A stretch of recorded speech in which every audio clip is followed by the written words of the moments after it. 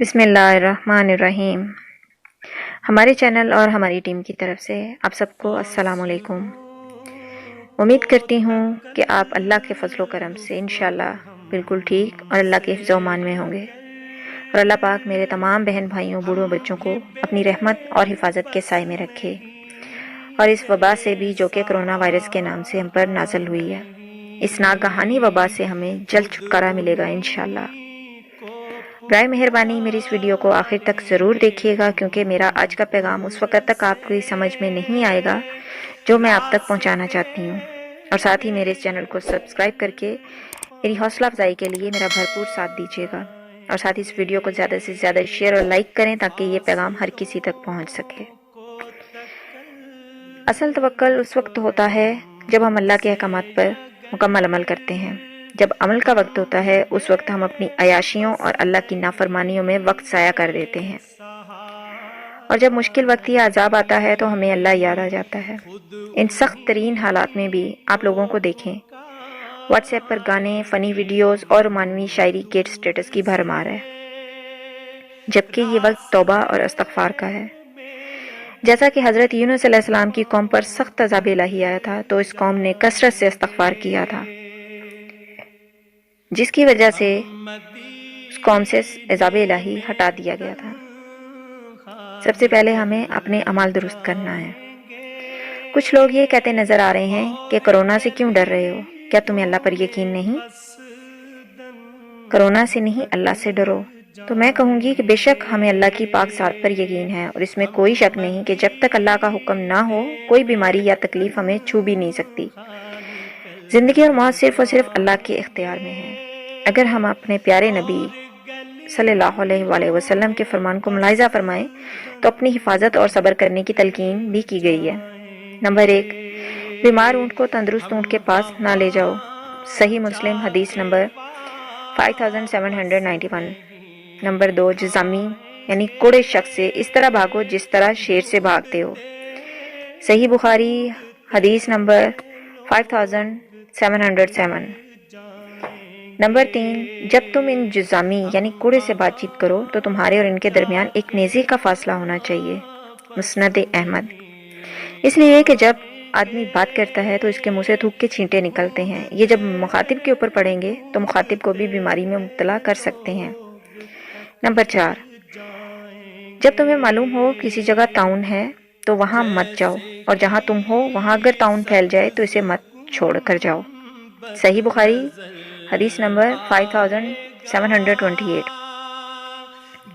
ان تمام احادیث سے یہ بات ثابت ہوتی ہے کہ بعض بیماریاں متعدی ہوتی ہیں جن سے احتیاط برتنا ضروری ہے۔ بطور مسلم کسی کا بھی ایمان اللہ پر یقین کمزور نہیں ہوتا، لیکن اس کا یہ مطلب نہیں کہ از خود بیماری یا موت کو گلے لگانے کی کوشش کی جائے۔ ہمیں اللہ پر یقین ہے، یہ سوچ کر لوگ باز نہیں آ رہے۔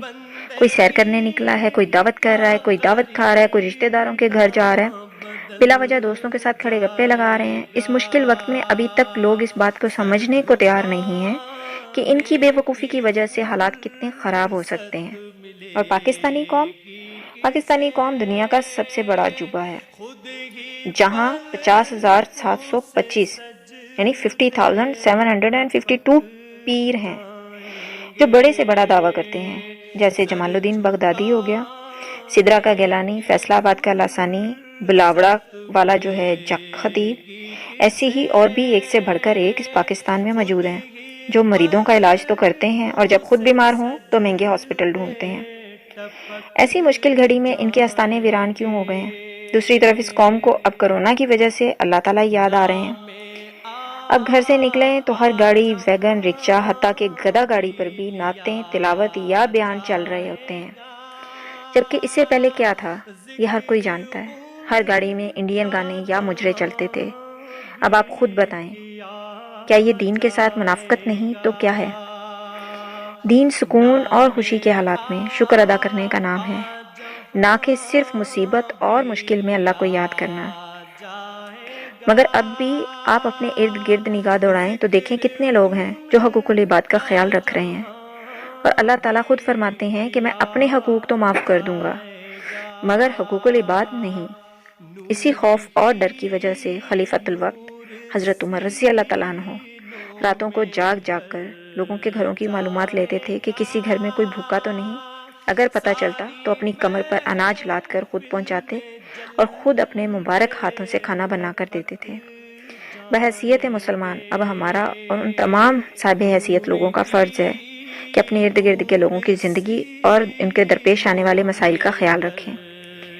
بہت سارے لوگوں کو بہت ساری مشکلات کا سامنا کرنا پڑ رہا ہے. زیادہ نہ صحیح جتنی ہماری حیثیت ہے اس کے آدھا ہی صحیح ان کی مدد کی جا سکتی ہے. مجھے سمجھ نہیں آتی کہ ہم جو انسانوں کی تہذیب لیے پھرتے ہیں ہم سا وحشی کوئی جنگل کے درندوں میں بھی نہیں. اس وبا کے تحت کاروبار اور معاملات زندگی متاثر ہو کر رہ گئے ہیں. پاکستان میں زیادہ تر طبقہ کرایہ داروں پر مشتمل ہے. معاشی مسائل میں سب سے زیادہ مسائل یہی طبقہ فیس کرے گا. ان حالات میں چاہیے کہ مالکان کرایہ داروں کو 1 سے 2 ماہ کے کرائے معاف کر دیں. ایسا کرنے سے ان لوگوں کو کچھ تو ذہنی سکون ملے گا. بلکہ حکومت کو بھی چاہیے کہ جب تک اس لاک ڈاؤن سے نہیں نکلتے تب تک بجلی، پانی اور گیس کے بل معاف کرے. کیونکہ گورنمنٹ یہ جانتی ہے کہ لوگوں کا کاروبار نہیں تو وہ بل کہاں سے پے کریں گے. کیونکہ کمپنیاں اپنے ورکرز کو تنخواہیں دینے کو تیار نہیں، جبکہ ان کو اپنے ورکرز کی ان کی حفاظت کے مد نظر چھٹیاں دے کر ان کی تنخواہیں بھی پے کرنی چاہیے. ان سب کو اللہ کا شکر ادا کرنا چاہیے کہ اللہ نے ان کو اتنا عطا کیا ہوا ہے کہ اگر اس میں سے کچھ حصہ ضرورت مندوں کو دے دیا جائے گا تو وہ کم نہیں ہوگا.